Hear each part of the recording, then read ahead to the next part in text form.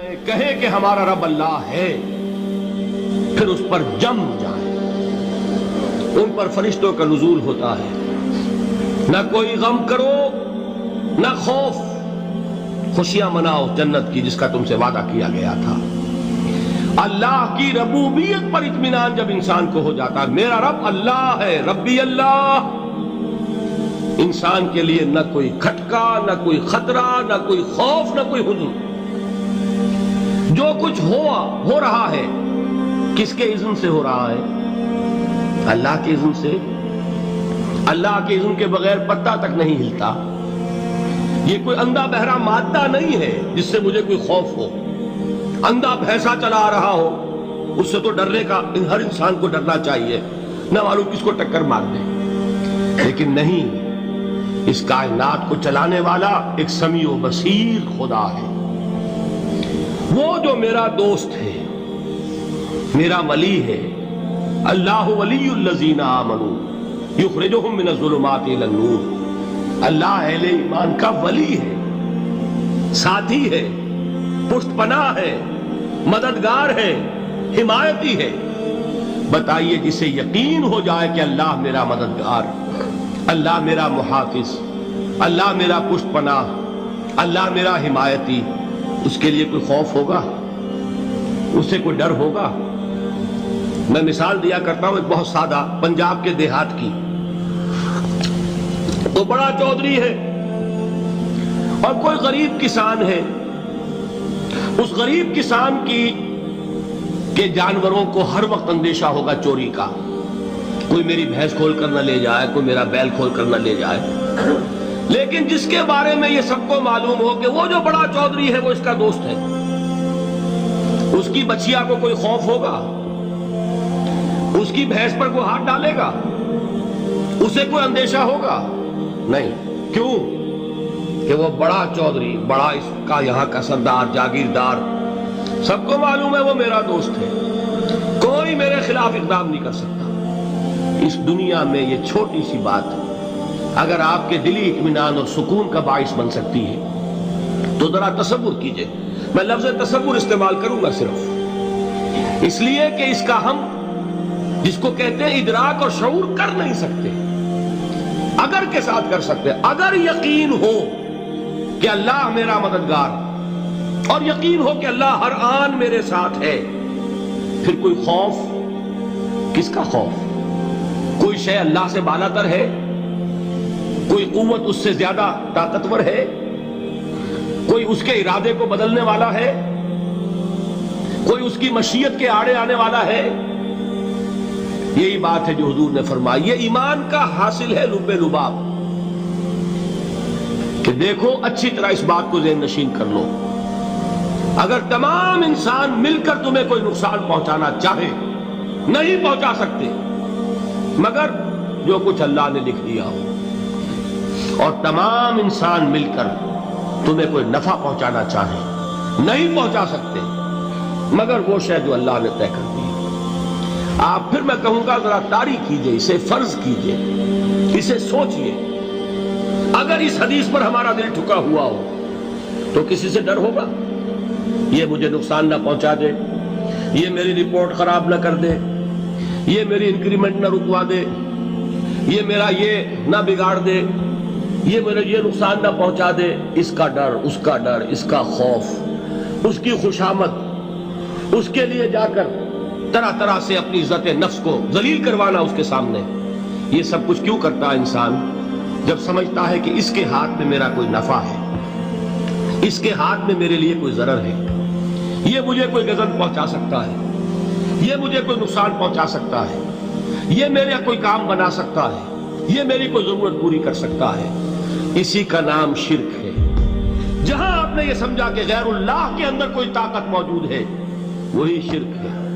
بتوں سے تجھ کو امیدیں، خدا سے نومیدی، مجھے بتا تو صحیح اور کافری کیا ہے؟ شرک تو یہ ہے۔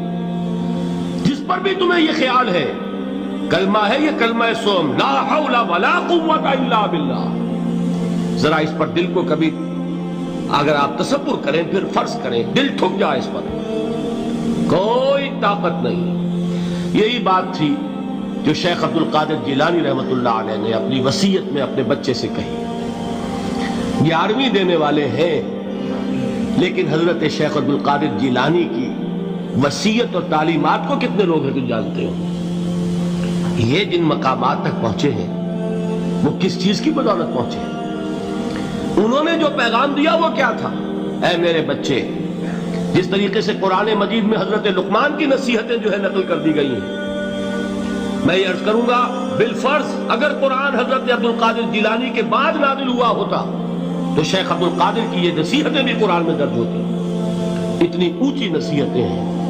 اے میرے بچے، اس حقیقت کو ذہن نشین کر لے، لا فاعل فی الحقیقت ولا مؤثر الا اللہ.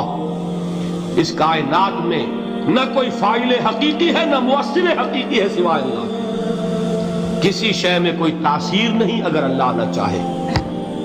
آگ جلا نہیں سکتی اگر اللہ نہ چاہے. پانی ڈبو نہیں سکتا اگر اللہ نہ چاہے.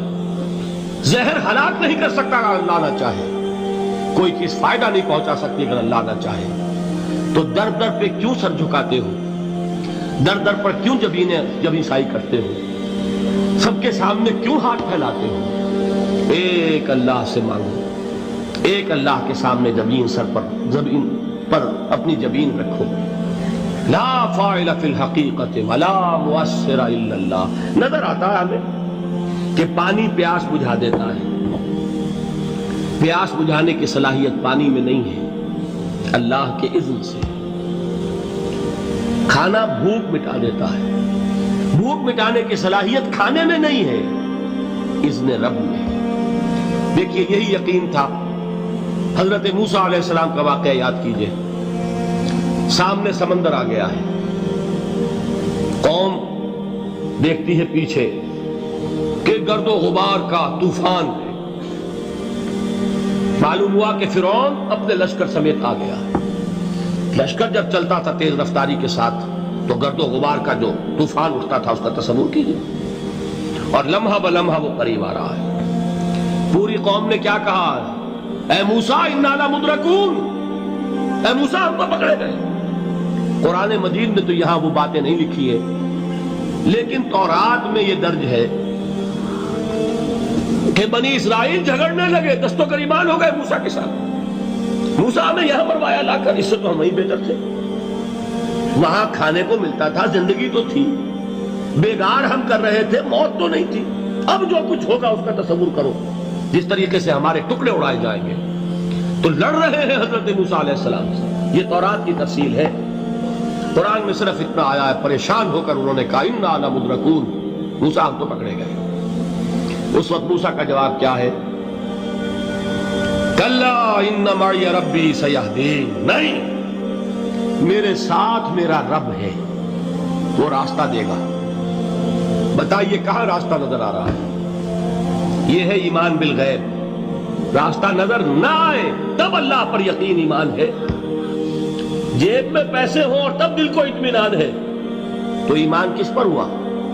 پیسے پر، اللہ پر نہیں. جب وسائل و ذرائع نہ ہو اور پھر یقین ہو کہ اللہ مسبب الاسباب ہے، وہ اسباب کا پابند نہیں ہے، وہ اسباب کا محتاج نہیں ہے، اسباب اس کے محتاج ہیں.